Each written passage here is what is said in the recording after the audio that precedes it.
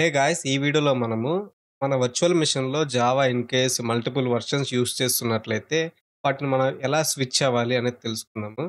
So, యాక్చువల్‌గా Java అనేది ఈ డైరెక్టరీలో ఇన్‌స్టాల్ అయి ఉంటది. User lib JVM.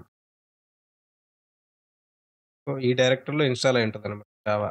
సో, నేను నా వర్చువల్ మిషన్‌లో చూసుకున్నట్లయితే ఉబుంటూ యూజ్ చేస్తున్నాను. ఇందులో జావా 11 ఉంది. అలాగే 8 కూడా ఉంది. ఇప్పుడు నేను డిఫాల్ట్ జావా వెర్షన్ చెక్ చేసుకున్నానంటే జావా వెర్షన్. జావా 11 చూపిస్తుంది. అంటే నేను ఏం ప్రాజెక్ట్ రన్ చేసినా ఇది 11 తీసుకుంటదనమాట. సో, కొన్ని ప్రాజెక్ట్స్ ఏంటి అంటే 8 మీద రన్ అవుతాయి. జావా 8 మీద రన్ అవుతాయన్నమాట. సో, అలాంటప్పుడు నేను జావా 8కి ఎలా స్విచ్ అవ్వాలి? స్విచ్ అవ్వాల్సొస్తది కదా! సో, అలా స్విచ్ అవ్వటానికి కమాండ్ అయితే ఎంటర్ చేయాలి మనం. సుడో అప్డేట్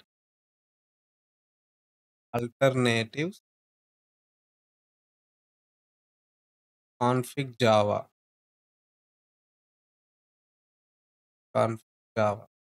ఈ కమాండ్ స్పెల్లింగ్ మిస్టేక్ లేకుండా ఎంటర్ చేయాలి మనం. ఎంటర్ క్లిక్ చేయండి. సో, మనకి ఈ విధంగా 2 choice for the alternative Java. జావాలో మనకి 2 వెర్షన్స్ ఉన్నాయి. ఇందులో 0, 1, 2 అని ఉంది చూడండి. సో, 0 ఎప్పుడైనా ఆటో మోడ్‌లో ఉంటది. సో, ఆటో మోడ్ 11లో ఉంది చూడండి. Java 11 open JDK. అందుకని డిఫాల్ట్‌గా మనకి 11 చూపిస్తుంది. ఇంక ఫస్ట్‌ది కూడా మనకు అదే 11 ఉంటది. ఇంక సెకండది చూసుకున్నట్లయితే 8. ఇక్కడ మనకి please enter keep the current choice. Current choice వచ్చేసి 0 ఉంది. Type selection number. So, Java 8 అనేది సెకండ్ అనమాట సెలక్షన్.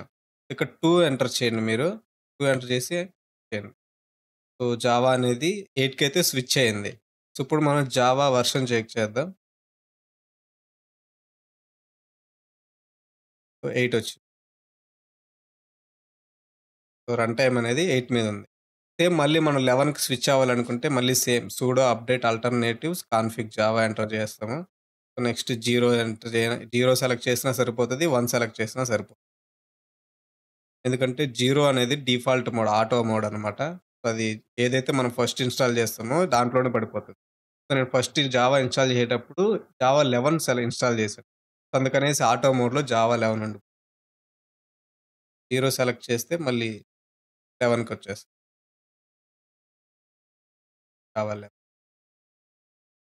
ఇక్కడ మనం 8కి స్విచ్ అయ్యాము. ఇట్లా స్విచ్ అవ్వాలనమాట.